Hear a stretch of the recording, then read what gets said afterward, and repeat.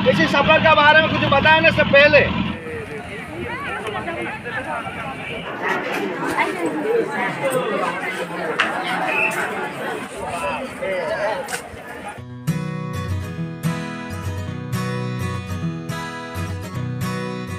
Hello বন্ধুরা, তোমরা সবাই কেমন আছো? আশা করছি খুব ভালো আছো, আর আমিও খুব ভালো আছি। অ্যামেজিং রত্নাতে তোমাদের আরেকবার স্বাগত। আর পুরীতে আমাদের হচ্ছে দ্বিতীয় দিন খুব সকাল সকাল উঠে রেডি হয়ে গেছি। আমরা যাব এখন ঘুরতে। বাসে করে যাব সবাই ঘুরতে। আমাদের টিকিট কাটা কমপ্লিট হয়ে গেছে।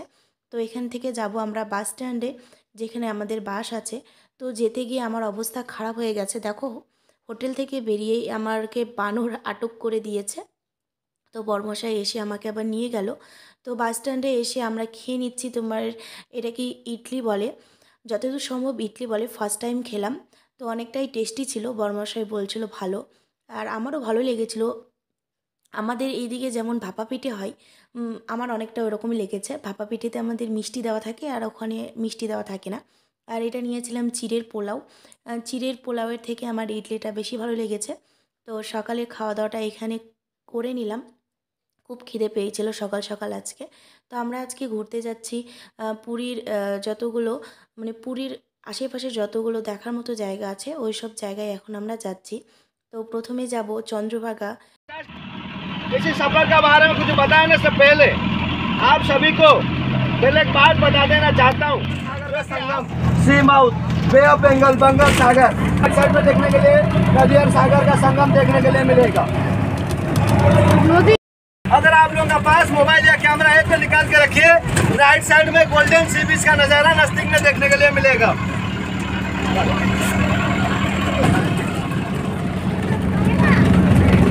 जो बता रहा हूँ ध्यान दीजिए, ये हमारा पहला स्टॉपेज यानी कि चंद्रभागा आ चुका है। तो बता रहा हूँ, थोड़ा ध्यान दीजिए।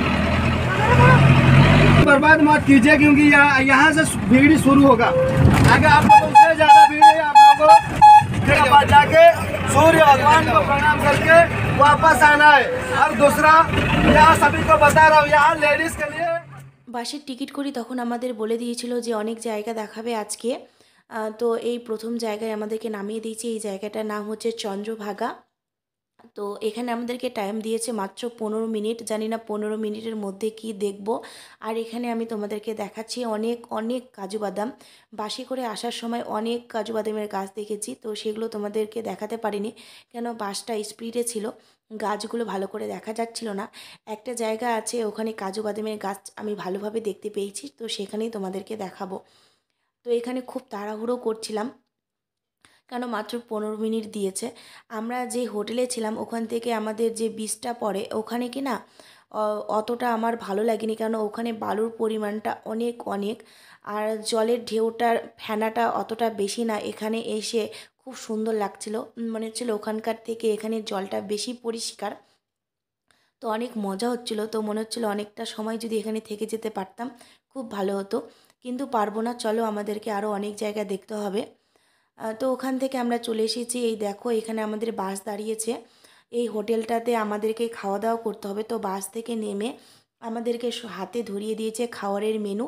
তো এখানে খাওয়ার অর্ডার করে যাব হচ্ছে আমরা কোণার্ক মন্দিরে। তো এই মন্দিরে যাওয়ার আগে ভাতের অর্ডারটা দিয়ে जो बता रहा हूँ ध्यान दीजिए। अभी आप लोग किसी रास्ते में आए, अगर रास्ता भटक गए तो इसे याद लीजिए, मंदिर का वहाँ मंदिर में एंट्री होगा, उधर घूम जाएंगे तो 2 किलोमीटर घूमना होगा। नवग्रह टेम्पल को याद करके उसी रास्ते पे। বাসের গাইড আমাদের বলে দিলেন যদি কেউ রাস্তা ভুলে যায় তাহলে আমাদের কি করতে হবে। তো সেটা শুনে আমরা বেরিয়ে পড়লাম মন্দিরের দিকে। আর মন্দিরে যেতে এই বাজারটা পড়েছিল, আর বাজারটা কিনা অসাধারণ বন্ধুরা, এত এত জিনিস আছে। আমি তো দেখে পাগল হয়ে গেলাম, মনে হলো যদি একটু ঢুকে কেনাকাটা যদি করতে পারতাম। কিন্তু প্রথমে আমাদেরকে ভয় দেখিয়ে দিয়েছে, এই বাজারে নাকি প্রচণ্ড জিনিসের দাম আর আমাদেরকে ঠকিয়ে নিতে পারে। আর এই বাজারের আরেকটা নাম হচ্ছে চিটিংবাজ মার্কেট। তো এটা কি বাস্তব? আমার তো মনে হচ্ছে না, কেননা এই বাজারে এত সুন্দর সুন্দর জিনিস আছে, যদি কেনাকাটা করতে গিয়ে আমরা সময় নষ্ট করে ফেলি আর বাসে যেতে যদি দেরি হয় তাহলে ওনাদের সময় নষ্ট হবে, ঘুরতে যেতে দেরি হবে, তার জন্য হয়তো আমাদেরকে বলেছে। তো চলো, যেই কাজের জন্য এসেছি সেই কাজটাই করি। আমরা মন্দিরের ভিতরে ঢুকলাম, মানে মন্দিরের মেন গেটে ঢুকলাম। ঢোকার পর একটা অসাধারণ দৃশ্য, এই যে দেখো চারপাশটা কি সুন্দর। চারপাশটা ঘুরে দেখার মতো আমরা কোনো সময় পাইনি।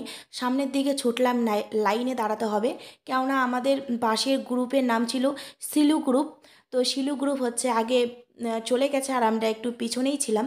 আর ওই যে দেখো দূরে মন্দির, এই যে এখানে আমরা দাঁড়িয়ে আছি, দাঁড়িয়ে থাকার কারণ হচ্ছে আমাদেরকে সাথে একজন দেবে গাইড, ভেতরে গিয়ে আমাদের মন্দির সম্বন্ধে অনেক কিছু জানাবে, তো সেগুলোই শুনবো আমরা।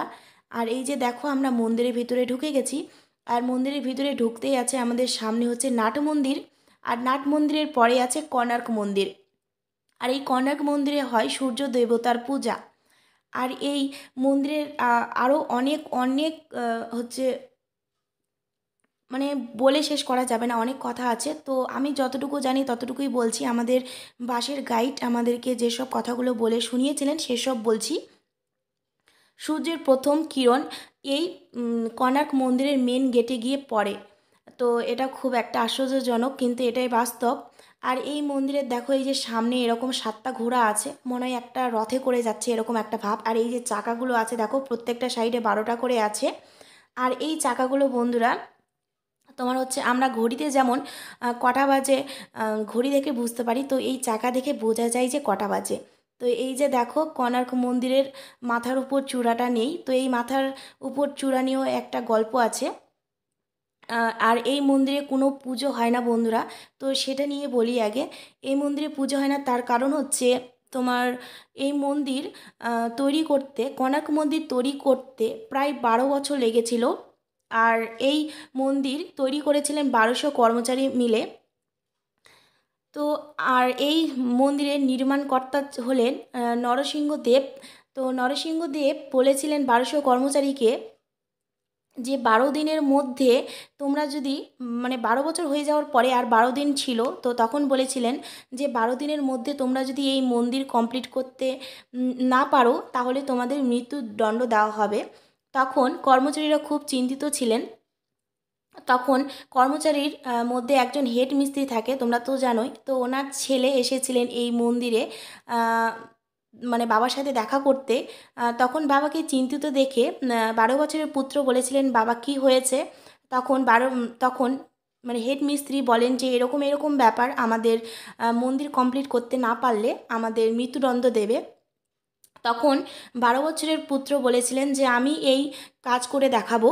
আর পুরো মন্দির হয়ে গিয়েছিল বন্ধুরা, আর মাথার উপরে যেই চূড়াটা সেই চূড়াটা বসাতে পারছিলেন না 1200 কর্মচারী, তো সেটাই 12 বছরের পুত্র করে দেখিয়েছিলেন। আর এই চূড়াটার নাম ছিল হচ্ছে মঙ্গল কলস।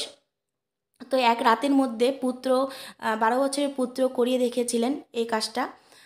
তখন 1200 কর্মচারীর মধ্যে কয়েকজন বিরোধিতা করেছিলেন যে যে কাজটা আমরা পারিনি সেই কাজটা 12 বছরের একটা ছেলে করে দেখিয়েছে। তো এটা যদি জানতে পারে রাজামশাই তাহলে আমাদের অবশ্যই মৃত্যুদণ্ড হবে। তখন 12 বছরের ছেলেটি বলে যে আমার জন্য 1200 কর্মচারীর মৃত্যুদণ্ড হওয়ার থেকে আমার নিজে আত্মহত্যা করা অনেক ভালো। তখন 12 বছরের ছেলেটি তোমার মন্দিরের মাথার উপর থেকে তোমার হচ্ছে চন্দ্রভাগা সমুদ্রে ঝাঁপ দিয়ে আত্মহত্যা করে। তো তখন থেকেই এই মন্দিরে কোনো পূজা হয় না। আমাদের হিন্দু শাস্ত্রে লেখা আছে যদি কেউ প্রথমেই আত্মহত্যা করে তখন মন্দিরটি অসুচ হয়ে যায়, তো সেই কারণে এই মন্দিরে কোনো পূজা হয় না। তো যতটুকু জানি ততটুকুই বলে শোনালাম বন্ধুরা। তো চলো, অনেক বড় ভিডিওটা হয়ে গেছে, তাই ভিডিওটা এখানেই শেষ করলাম। যদি ভালো লেগে থাকে অবশ্যই লাইক কমেন্ট শেয়ার করো। আর যারা যারা এখনও চ্যানেলটিকে সাবস্ক্রাইব করোনি ঝটপট করে সাবস্ক্রাইব করে দিও। তো চলো আবার নতুন কোনো ভ্লগ ভিডিও নিয়ে চলে আসবো, ততক্ষণ ভালো থেকো, সুস্থ থেকো, টাটা, বাই বাই।